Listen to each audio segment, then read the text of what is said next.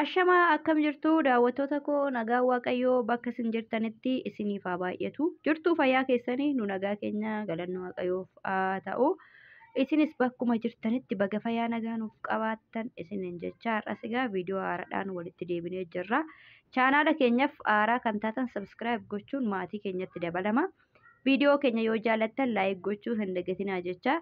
Har'a immoo nagada obboleettii tokko qabadhee dhufe jechuudha.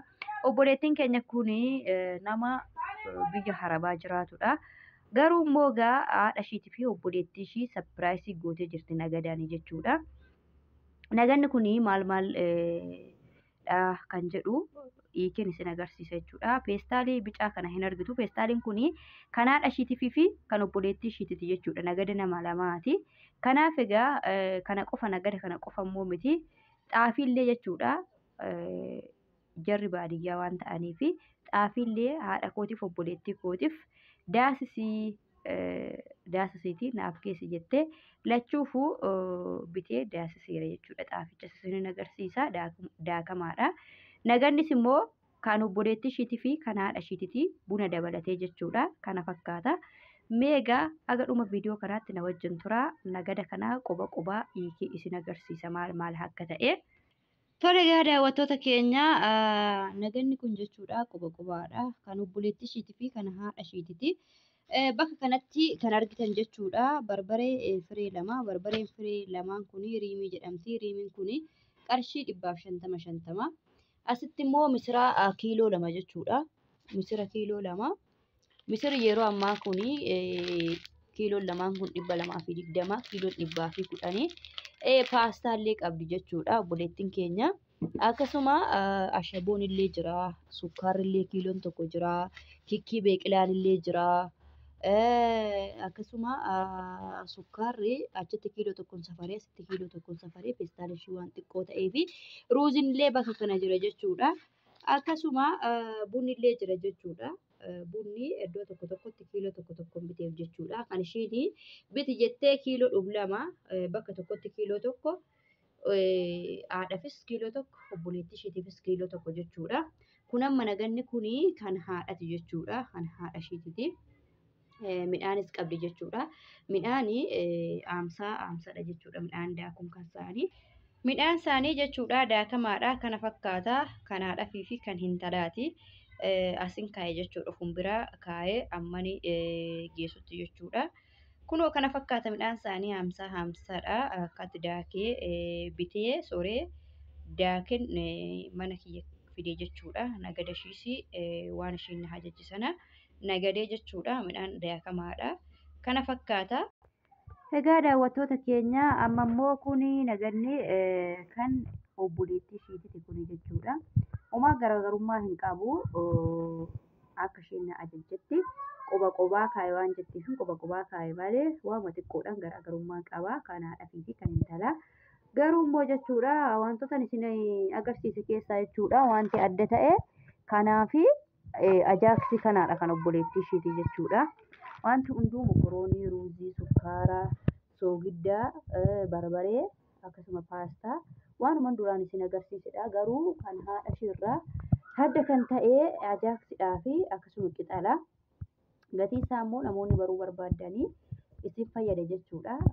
Misirri 210 kiiloonii, mokorooniin 140, sukkaarri 170, akkasuma ruuziin 130, barbaree riimii 150, barbaree riimii osoo hin taane inni kaanis jira 100.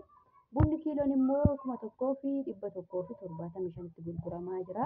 Kikkiin immoo 190 kiiloonii, paastaan birrii 100, akkasuma qixalli birrii 35. Soogiddi garaagarummaa qaba jechuudha.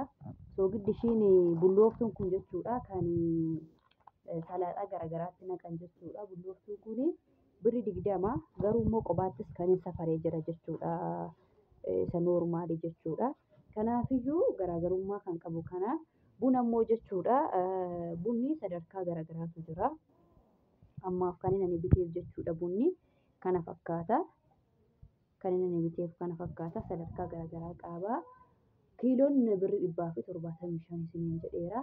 Akkasuma kana qofa osoo hin taane egaa midhaan isin agarsiisira. Midhaan haadhafis obboleettiidhaafis aamsaa akkasuma nagada mana keessaa na ajajjee zayitii kanaadhas kan hintalaas jechuudha na ajajjee garuu yeroo ammaa kanatti zayitiin ishiin leetira ishiin na ajajjee suni magaalaa kanarraa nan dhabe jechuudha. Ishii leetira 3 sana na ajajjee leetira 3 jechuun ishiidhuma kanuma yeroo sana jechuudha dhangala'aa'uma sana ta'ee. Orkaayidiin suni jechuudha inni leetira 5 kuma tokkoo fi 600 jechuudha. Waddadii zayitiin jedhan malee. Obboleettiin koo immoo kan na ajajjee ishii orkaayidiidhuma sana ta'ee kan leetira 3 sana na ajajjee kan leetira 3 sanaaf torbee kana nan dhabe jechuudha. Torbee kana dhabeen jira. Wixata isa dhuftu kana yoon argadhe kan leetira 3 sana bitee midhaan kana dabalatee meeshaa amma argitan hundasaa gara baadiyyaatti ni imala jechuudha. Maatiin ishii baadiyyaadha. Kanaaf egaa daawwattoota keenya yeroo kamuyyuu meeshaas ta'ee nagada mana keessaa namoonni yeroo na ajajatanii waan isaan na ajajan sana viidiyoo waraabee mul'isuun koo dirqama yoo eeyyamamaa ta'atan immoo jechuudha. Maatii isaa obboleettiin koo kun sapiraayisii goote kana achitti yoo eeyyamamaa ta'e dirqiidhaan osoo hin ta'in viidiyoo yoo eeyyamamaa ta'anii yeroon meeshaa kana midhaan kanas akkasuma nagada kanas maatii warra sanaatti kennu viidiyoo nan waraaba. Yoo eeyyamamaa hin taane immoo viidiyoo kana waraabeef jechuudha.